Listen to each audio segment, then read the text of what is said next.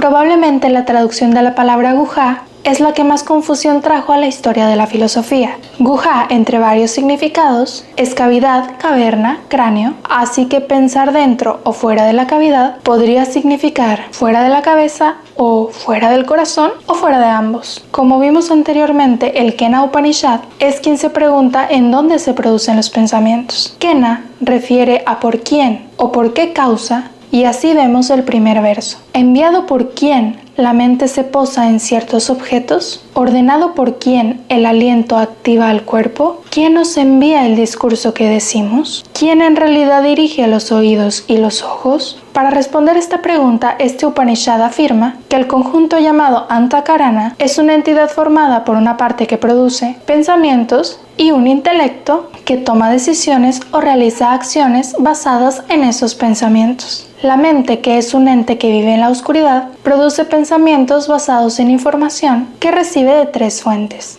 La primera es la información que le envían los sentidos a través de los orificios por donde pasan los nervios, pero no toda la información de los sentidos es aceptada por la mente. La mente tiene unos receptores de información que se activan o desactivan dependiendo hacia dónde dirige la atención el intelecto. Así, cuando el intelecto se concentra en el sonido, cuando se concentra en un texto, puede que la mente no escuche. La mente es influida también por los estados de ánimo de Chitta, el lugar donde residen las sensaciones y sentimientos que son afectados por los nas. Y por último, la mente también está conectada a Ankara, nombre que podría ser traducido como yo y lo otro, y que nosotros conocemos como ego, lugar donde reside el carácter heredado. Finalmente, la mente crea un pensamiento confuso basado en la información de los sentidos, los sentimientos guardados en Chitta y el carácter del ego. Luego, el intelecto revisa esos pensamientos y evalúa qué acción tomar, si quedarse a dormir, si pasar por la orilla o si atacar a la serpiente. El Kena Upanishad afirma que el conjunto completo mente-intelecto, Antakarana, es considerado como un instrumento de conocimiento que carece de inteligencia propia y no es nada más que un mecanismo del cuerpo humano. Los Vedas se refieren como Guhá al lugar donde la mente, a pesar de estar encerrada en completa oscuridad, cree que vive en un mundo iluminado. La prueba es que durante el sueño, la mente experimenta la luz sin ayuda de los ojos. Los objetos para conocer son captados a través de estos 5 sentidos. El mundo se experimenta a través de ellos y ellos son los intermediarios entre el conocedor y lo conocible. A la capacidad de entender los objetos se le denomina mente o manas. La atención del intelecto va hacia afuera a través de los jnanendriyas, a través de los sentidos, y se adhiere a los objetos, memoriza,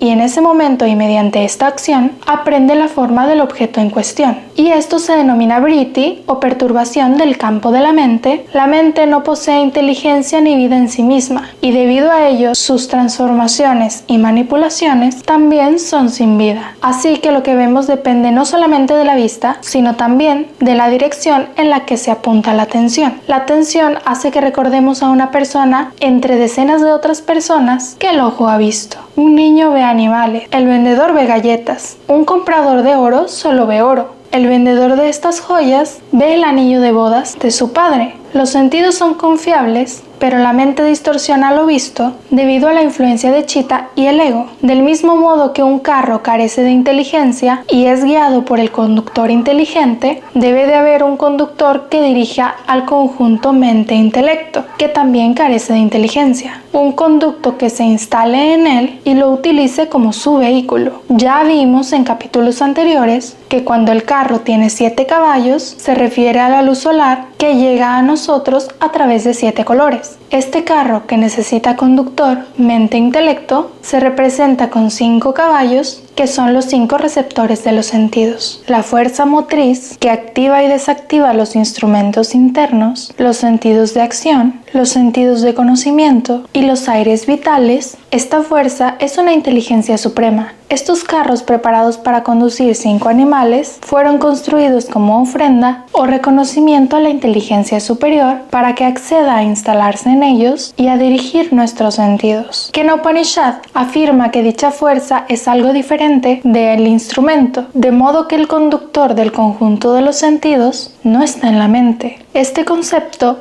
es novedoso porque establece una relación con algo totalmente externo al observador, pero que tiene relación directa con la atención y el efecto. Como veremos próximamente en otro video, esta fuerza inteligente es representada por Krishna, avatar de Vishnu, la fuerza que conserva lo creado, quien conduce el vehículo donde viaja Arjuna, un ser humano que tiene dudas. En el Ramayana Mahabharata, cuyo nombre se traduce como el cuerpo humano, que también significa 10 vehículos, en referencia a los 5 sentidos y a los 5 receptores, tiene un hijo cuyo nombre es Rama, lo correcto, que es también avatar de Vishnu. El carruaje puede ser movido y ver el mundo que lo rodea, pero no puede ver el conductor, porque los sentidos perciben únicamente la entidad de la materia. La mente no puede alcanzar el conocimiento de la inteligencia superior que permea el universo. Entonces aquí es donde surge la pregunta del Kena Upanishad. La mente, la respiración, el habla, la vista, el oído, etc. ¿llevan a cabo sus respectivas funciones por la ley de causa y efecto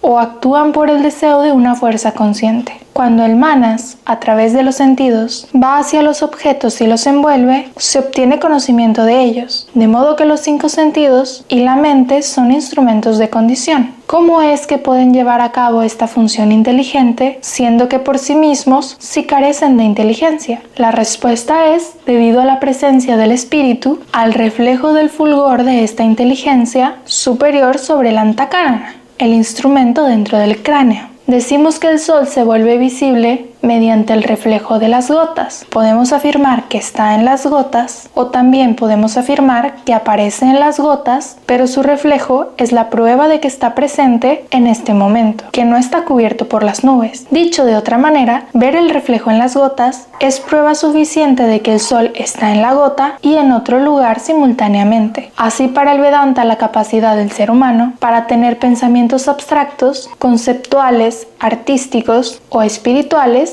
que no están relacionados con la mente, el ego o la memoria, es prueba suficiente de una inteligencia total que se refleja en nosotros. Este Upanishad afirma que el conocimiento debemos verlo como perteneciente a 2 clases, empírico y conceptual. El conocimiento empírico es el que se puede enseñar, describir y discutir. El conocimiento conceptual, axiomático, no puede describirse. En su lugar se aprenden y se realizan conceptos puros y abstractos en los que se menciona que la realidad más elevada es Brahman, y esta enseñanza es un legado que la mente no podrá entender, según dice este Upanishad en el verso 1.3. Ahí no se aplica el ojo, ni el discurso ni la mente. No sabemos acerca de aquello, no lo comprendemos. ¿Cómo entonces podremos enseñarlo? Esto es algo, de hecho, distinto a lo conocido, y está por encima de todo lo desconocido. Así, desde los antepasados, esta sabiduría nos ha sido transmitida. En los Vedas se describe también 2 tipos de intelectos o inteligencias: el intelecto inferior llamado Buddhi, encerrado en la caverna, y un intelecto superior llamado Viveka, ubicado encima de la coronilla, fuera de la caverna, y el cual alcanzarlo supone un gran esfuerzo, por el proceso que es llamado sadhana, la purificación de la mente, y que termina finalmente en la liberación del individuo. Esta realidad de iluminación solamente puede ser alcanzada al salir de la cavidad, y este estado supremo se caracteriza por la brillante luz pura, Arya. Esta luz en un principio ciega al practicante, pero luego le permite alcanzar el conocimiento real. La luz pura fue simbolizada con una cruz que gira en sentido horario a Surya, el sol de la inteligencia superior, y cuando gira en sentido antihorario representa la noche. Aquí es necesario hacer una aclaración. Las primeras traducciones occidentales de los Vedas fueron hechas en el idioma alemán en el siglo XVIII. De allí que estos temas del conocimiento superior fueron analizados e incluidos por filósofos como Immanuel Kant, Arthur Schopenhauer, Hugh